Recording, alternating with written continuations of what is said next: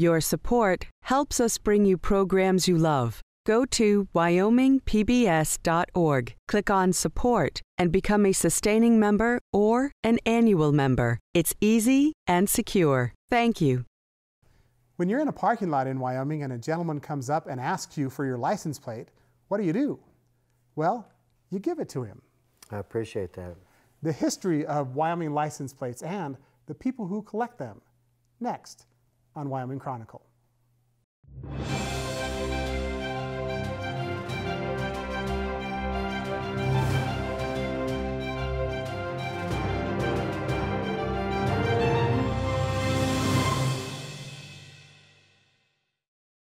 And we're pleased to be joined by serious collectors of Wyoming's license plates. Russ Dickerman, who I met in the parking lot and just gave my plate. Welcome to Wyoming Chronicle. We're in Steve Johnson's garage surrounded by 20,000 license plates. Steve, nice to see you. And Doug Ferguson, thank you for joining us on Wyoming Chronicle. I think a first question and where I'd like to begin is what on earth caused you to start collecting license plates? Russ, let me start with you. The truth is, I haven't got a clue.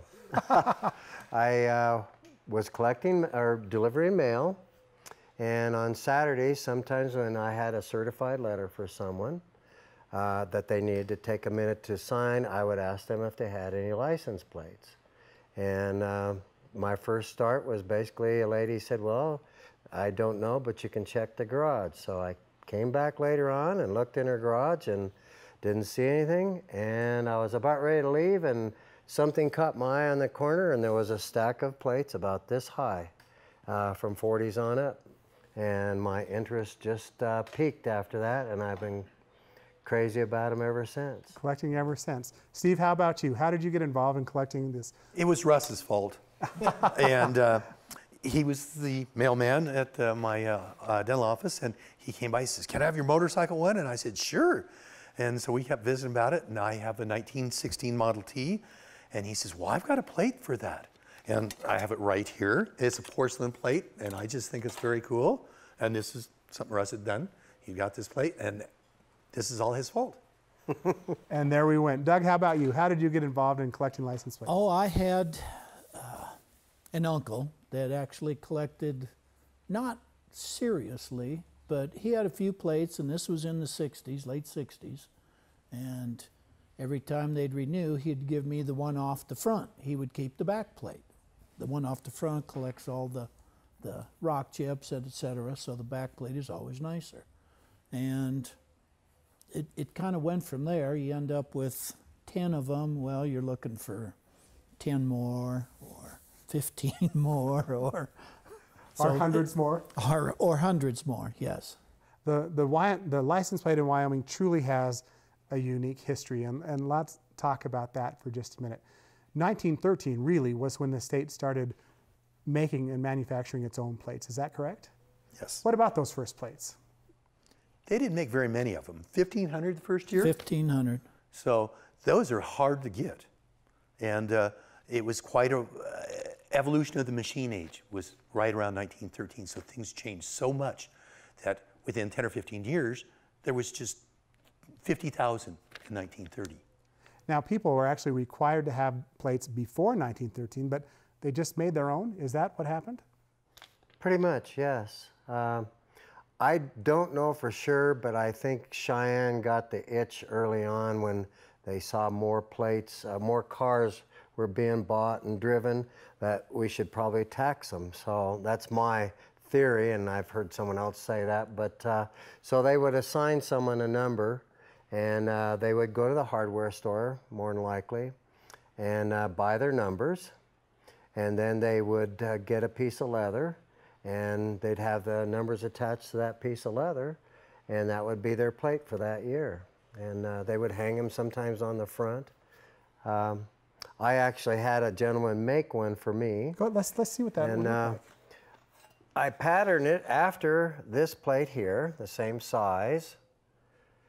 And what the guy did, instead of attaching numbers, he took two pieces of leather and he sewed them together. But first we cut a hole here because this is a state seal. My wife had bought me a set of state seals. So I thought I'd like to put that up there. That was my design. The fellow that did this is authentic stitching from the era. And then instead of attaching, he decided to bevel it out like you would a belt. And then we colored the 50 with your white and the YO. And this number 50 I got from Miss Kathleen Henry, who was my English teacher. And she gave me her plates, signed them over, and I've had them ever since. So that's why I did that. Colors changed, Doug, in the early years. Every year. And how did that change and who picked them? I'm not really sure who picked them. The first year they were red letters on white plate, 1913. The second year, white letters on a blue plate. And they changed, all the way up. They didn't, every year was a different color all the way through 75 when they started using multiple, the same plate for multiple years. But a new color every year. And there have been many materials that Wyoming's used for its plates. Yes. Including a ceramic plate. Tell us about those, Steve. Okay. The ceramic plates, I'm a dentist, and you make a crown, it might be a metal with porcelain bonded to it. And so that's what they did with this, is they had a metal plate with porcelain bonded. What year are we looking at? This is 1916. They only made it for 1 year. And on this one, I'm a dentist and made it just similar to like a tooth. They'd have a metal crown with a porcelain bonded. They held up well. They didn't seem to rust at all. So there's a lot of these plates still out there. Interesting. And then the seal changed the next year. Is that correct? Right. They made some changes in this. In the 1913 plate, they had one that had a bag representing the farmer, and then the following year it was a rope representing more of the cowboy. And then they kind of changed them a little bit in the 15 where it was embossed like he has there. And then actual embossed plate. The 16 where it was part of the porcelain. And then 17 was like this one that had, let me take it out of the bag so you can see it, it was made out of aluminum. And that was... How long did the aluminum seal last? The aluminum doesn't hold up that well. It was really a thin particle, I believe, but you can still find them. Now the idea of reusable plates was actually experimented with as early as 1920 with tabs. Tell us about those plates, if you could. Well, they tried to get really cheap in 1920, decided they'd only make one plate instead of two plates. And then they had, for 21, a little brass marker that had the same numbers as this, and you just got the marker. But in 1920, they went ahead and followed through with this, but they said, nope, we just don't like that idea. We want to have two plates, and we want to change them every year just like. And this is the legislature who was making that decision? Yes, I think it was the legislature. Mm-hmm.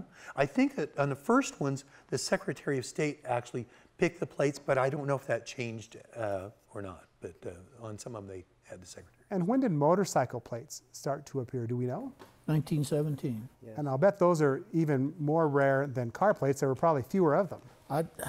As far as I know, there's 2 of them that are available that Wyoming collectors have.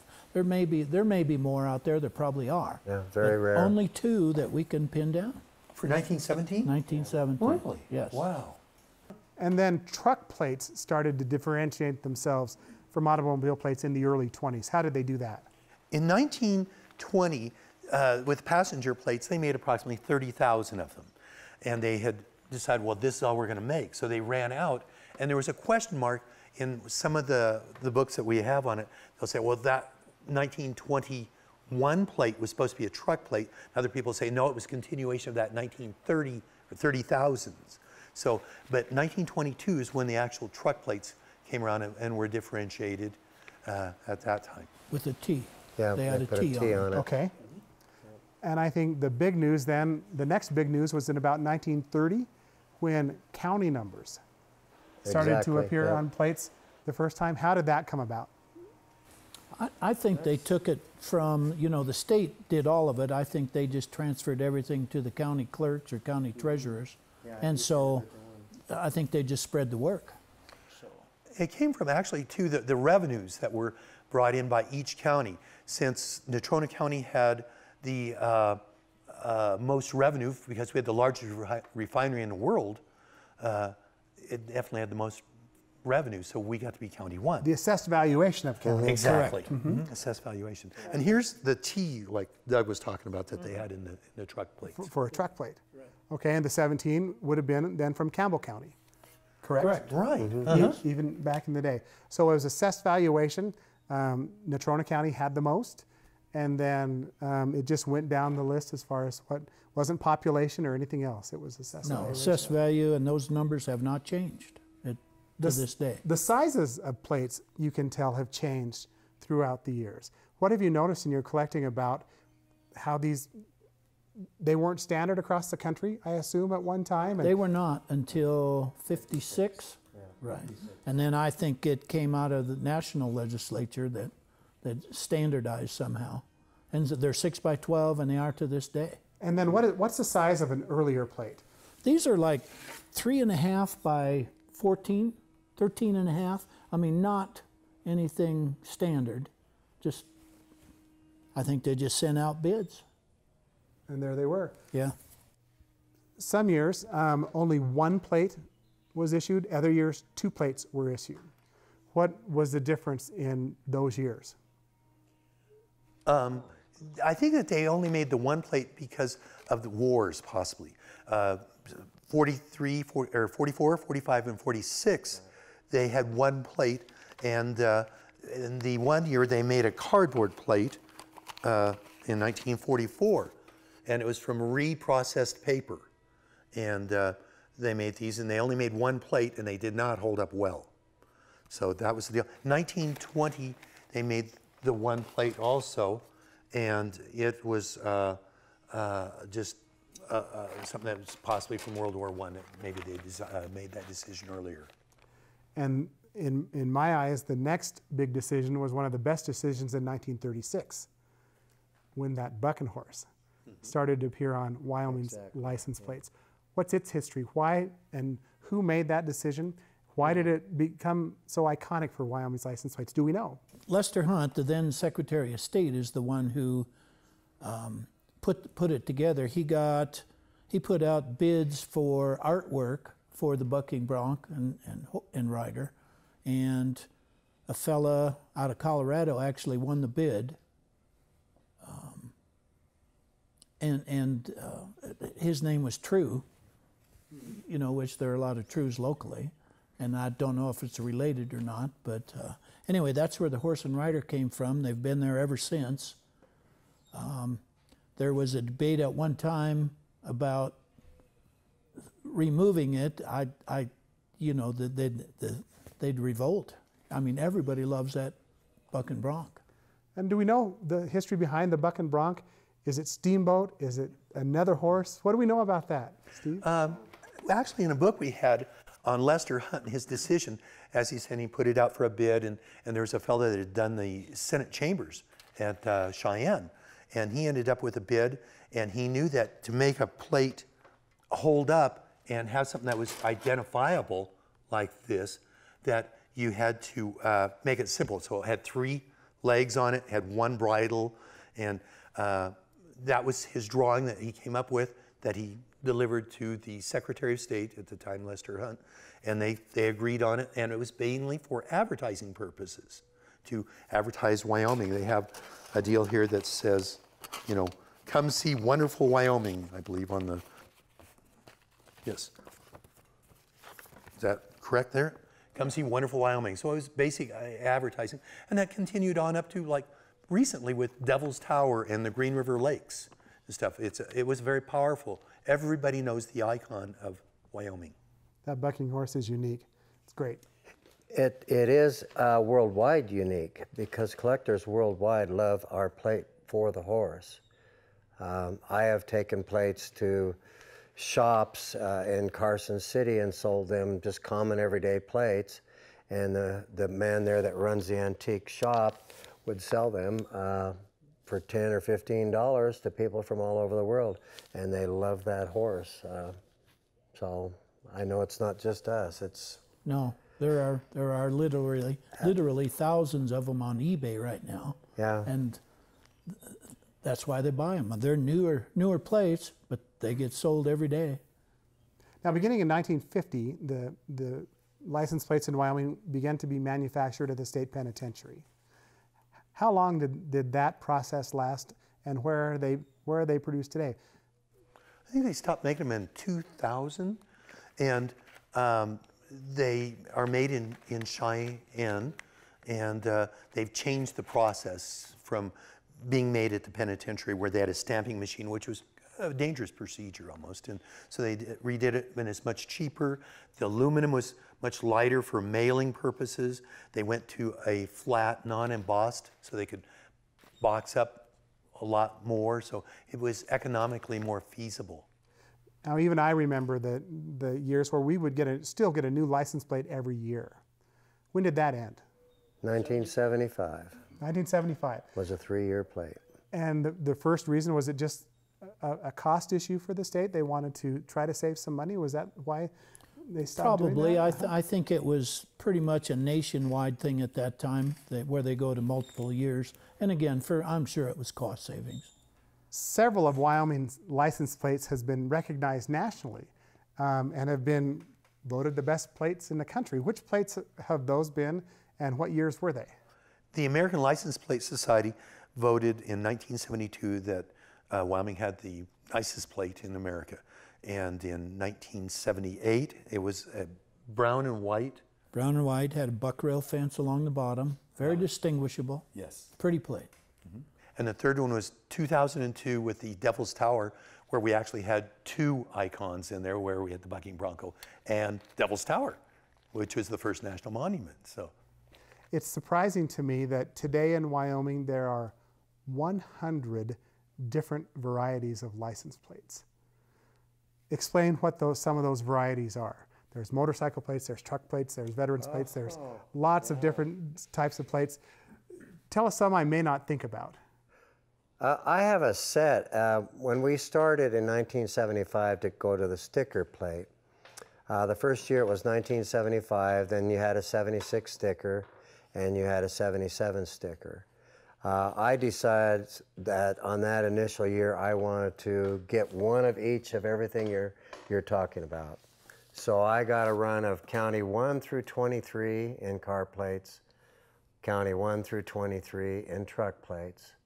And then I wanted to do County 1, so I did County 1 with names, prestige plates, Steve or Russ or whatever. Used to be 4 letters, now it's 5. Yes.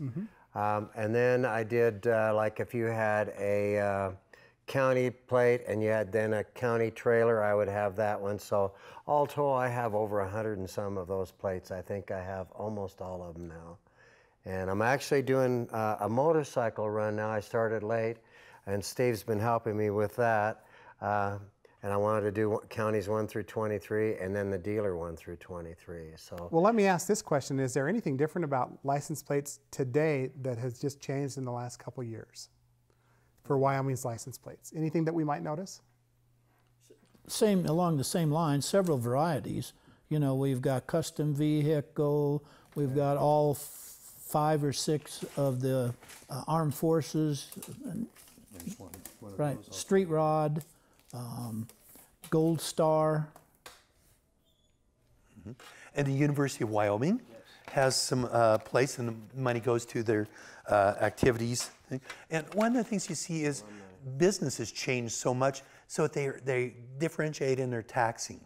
And so they may have, you know, for example, this was on a bus, and you said that you've been doing this since the 70s. And then they had, ton tax. PSC plates. PSC plates. Public Service Commission.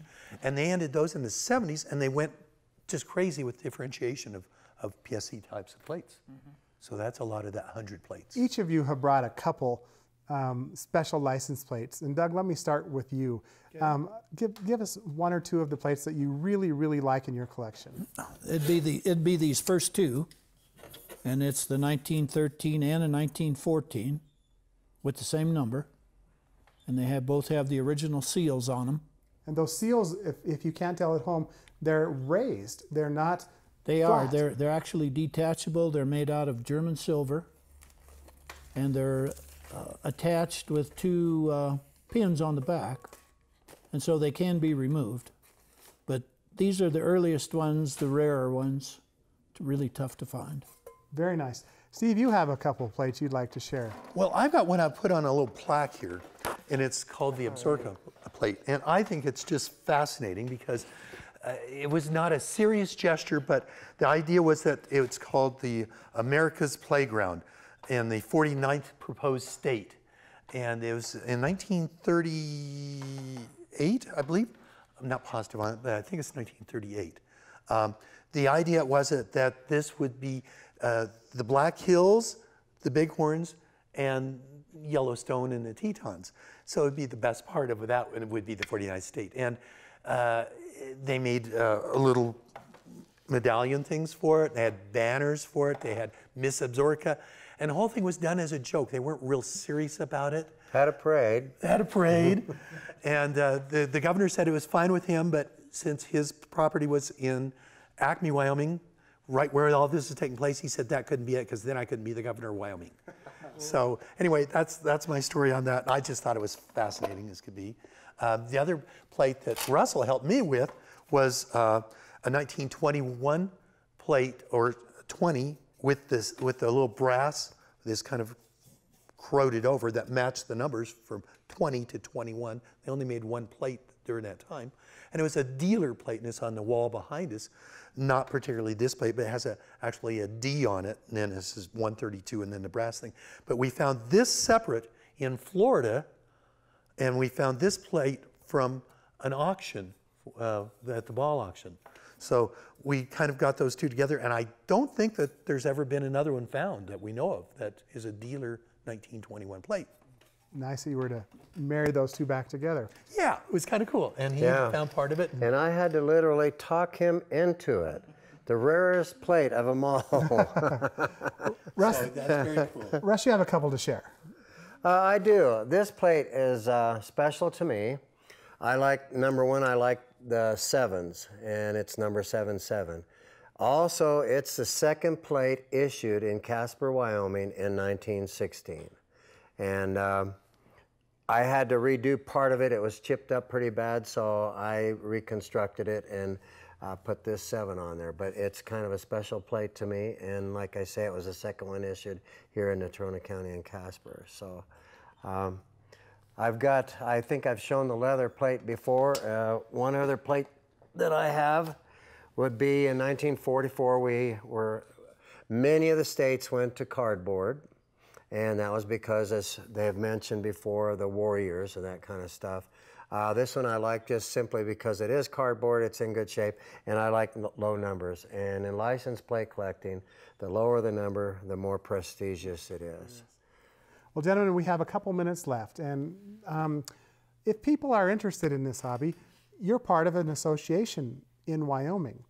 Give me the background of your license plate association and what you do. I believe it was started in the mid-70s by a bunch of local collectors. And they got together and formed it, and I don't know if there were 10 original members. It wasn't very many.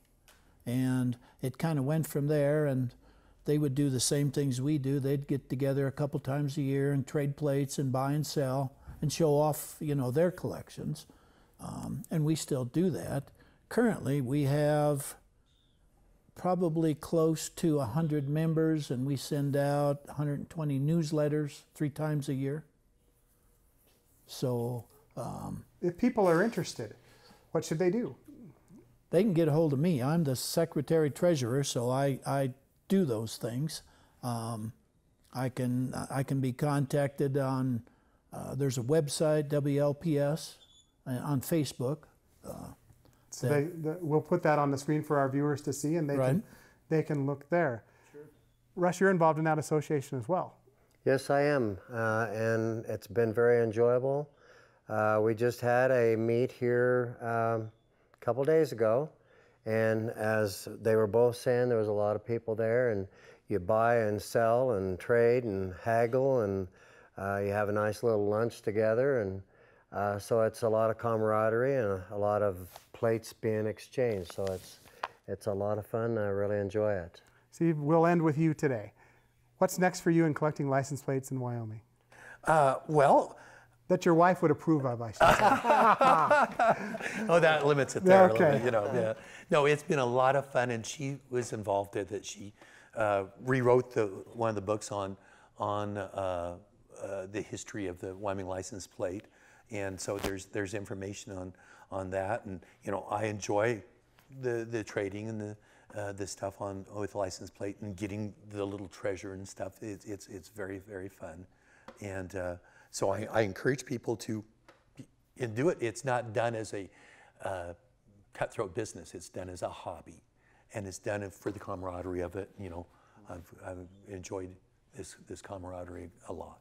Well, Russ Dickerman, Steve Johnston, and Doug Ferguson, it's been our pleasure having you with us today on Wyoming Chronicle. Thank you so much for joining us. Well, Thank you thank you. very It's much. been our pleasure too. Thank you.